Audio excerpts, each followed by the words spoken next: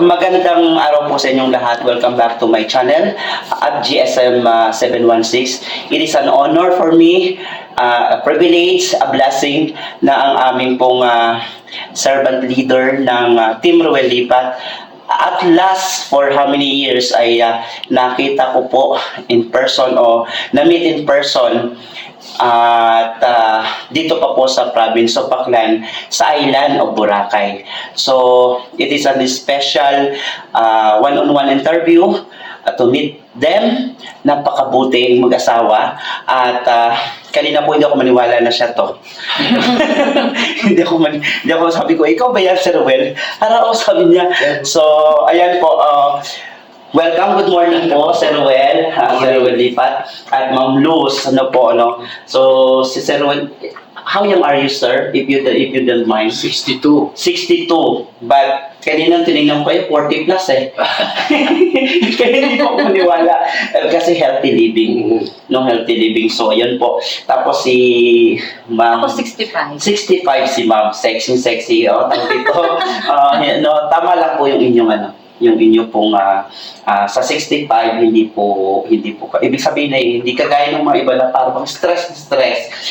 Ano po ba ang sekreto kung bakit ganito kalakas pa rin at the age of 65 yung ganong isang babae tulad niyo po?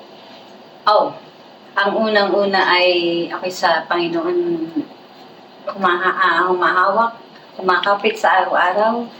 At siya nagbibigay sa akin ng pag-asa sa ano pa mang bagay para sa aking mga anak, sa aking asawa. Noong ako'y nagtatrabaho, ganun din. Hindi ko maaaring pumunta ako ng trabaho na wala akong panalangin. At ang isa pa ay ibinibigay ko talaga sa kanyang lahat dahil hindi ko kaya. Ayun. So, ibig sabihin, put that person everything. Yeah. Yan po. At ang isang may bahay ay tunay na, kasi nakikita ko ang pagiging ilaw ng tahanan ay maningning para sa inyo, no? Maningning. At saka siya ay supportive na asawa. Okay po. Baka po kayo giniginaw. It's likewise. Yan. Okay. So, yan. Ngayon, tawag dito, bilang asawa niyo po, tawag dito ay, ano po yung mga bagay bilang sa inyong pagsasama? May dumating po ba na may mga bagay po kayong napagtampuhan or dumating yung time na hindi mo ba siya pinausap o dumating yung araw, gano'n? Walang araw. Ano araw? Gabi lang. Gabi? Maganda. Medyo sabihan tayo na pagka nag-away, kailangan hindi patagalin hanggang umaga. Don't let the sun down na magkagalit kayo. Ay, tama. Yeah. Kasi sabi nga nila you won't tell kung ano yung bukas mangyayari. Yeah. Oo, kaya napakaganda po sa lahat sa mga may kasama, may mag-asawa. Tanong ko, sa inyo pong mag-asawa, sino pong madalas na magtampo? Si Ruel o kayo? Siya. Matampo yun. Alam niyo po, dito. So parang naano mo rin po yan, one time. Ano madalas niyo pagtampuhan po sa Ruel? Pagka ako may inutos, let's say may binilin ako sa kanya, hindi nagawa, yun. Medyo, siyempre. Ako naman, alam mo na, minsan marami din akong iniisip, marami din akong magawain. Talaga nakakalimutan ko. Ilan niya pong anak niyo po niyan? Tatlo, puro sila, babae. Babae, puro mga beautiful girl. Siyempre, tawag dito, pinakamahirap. So, nung time kung kayo po bilang nanay, nagtatrabaho pa rin po kayo habang nag-aalaga ng mga bata? Oo. So, siya sa umaga, Ako ako naman ay sa alas 3 hanggang alas 11. Oo. Tapos ay sa umaga, wala siya. Ako naman ang nag-ano sa mga bata. Ibig sabihin po ito, handa ko na yung pagkain. Oo. Yun. Ibig sabihin po ito dito sa atin, sa bansang Pilipinas o sa US? Sa US. Sa US. Sa US, oo. How long you been in US? Matagal na, since 86. So, citizen na po kayo doon? Yeah. Kayong dalawa. Sino po unang pumunta sa inyo? Ako muna. Kayo, bilang nung nagtatabaw po kayo? By the way, engineer po kayo by ano, sir? Electrical Electric. engineer. Electrical engineer. Ayun. Kaya po yung dinala ko po, sabi ko may clip. Sabi ko, sir, paano? Kaya niyong pahabain. Baka na po kayo. Madali lang. Madali lang yun. Tapos po ito, kapag nagtatampo si sir, ano po ang madali, anong ginagawa niyo para mawala ka ng pagtatampo? Sanghalik mo lang. Sana all. Malambing si Mrs. Okay. Ulitin mo nga yung kung anong... Kung nagtatampo po siya, paano niyo, anong ginagawa niyo para mas madali siya mawala yung tatampo? Hindi na lang ako nagsasalita. Pinababayaan ko dahil sabi niya, pag ako daw ay nagsalita pa, baka lalo siyang magalit. Let it cool down. Kaya yun. May kasabihan tayo kasi na pagka mainit ang sopas, huwag mo munang higupin o kainin. Mapapasok ka. Correct. Let it cool down. Parang sa ano rin yan, it's written in the Bible na kapag ka anong apoy, huwag mong gatungan. Yeah. Para hindi lumala. So yun, kaya po talaga tumagal na ganito yung pagsama. By the way, how long you been as a couple? 41.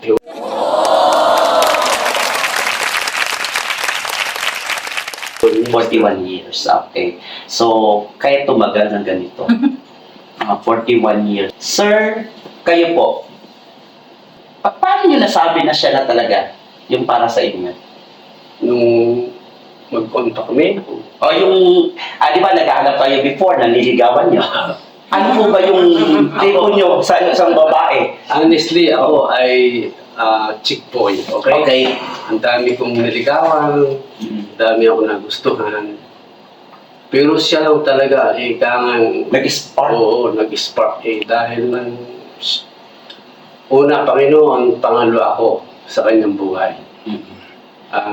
I'm really so important to her. Kaya in respect, kailangan gantihan ko.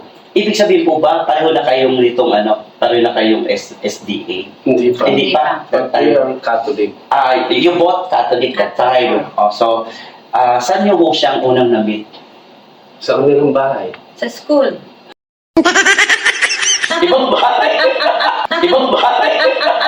Baka ibang bahay? Sa bahay niya. Actually, yung estudyante niya, nag-recommenda sa akin na may bago raw teacher. Kasi teacher siya.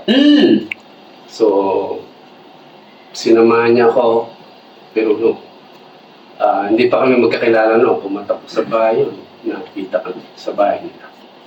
First time. Sa bahay nga pala. So, sa bahay kayo Hindi siya na siguro nag-meet. sa bahay. At nung na-meet nyo po, sabi nyo, this is it. Ito na yung gusto kong maging siya habang buhay. Ganun po ba? Sa akin, walang first, Love at first sight. Love at first sight. Kayo naman po, ma'am. Oo. Marami din po bang nandigaw sa inyo? Marami. Marami. By the way, as a educator, ano pong hawak niyo? Elementary, high school. High school. Turo Major ako ng in- biology. Wow, biology. Science. Ito. Yes, Okay. science ako. Mhm. Science teacher. Yun. Ewan ko, parang nagustuhan ko siya. At saka, wala ako talagang boyfriend noong matagal. Tapos siguro naghahanap din ako. Yun, tapos nakita ko na maayos naman siya. May goal sa buhay. Yun ang gusto ko, yung may goal sa buhay. At saka, May goal sa buhay? wala nga May goal sa Totoo, buhay. Wala nga hindi siya tumitingin sa gano'n. Ay, amin. wala nga siyang goal Goal. Oo, goal eh. may goal siya sa Hindi siya buhay. matapubre. Talagang kung ano ako, tinanggap niya ako. Kasi yung ibang mga nililigawan ko, pagka ako'y nakabike na pumupunta sa kanila, yan bang bike mo? Minamaliit nila ako. No, yan ba ang kotse mo? Ayaw mo ba Kasi yan bang ride mo? Yan ba? Minamaliit nila Sasakyan kasi, mo. nakabike lang kasi ako dati. Sa amin, pag pumupunta, naglalakad lang. Na parang buti, hindi kayo sinabi na isusunod kita mamaya, ako yung bubusina. Tapos paglabas sa bike akala ko may kotse ka, sabi ko, bubusina lang naman ako eh. Okay.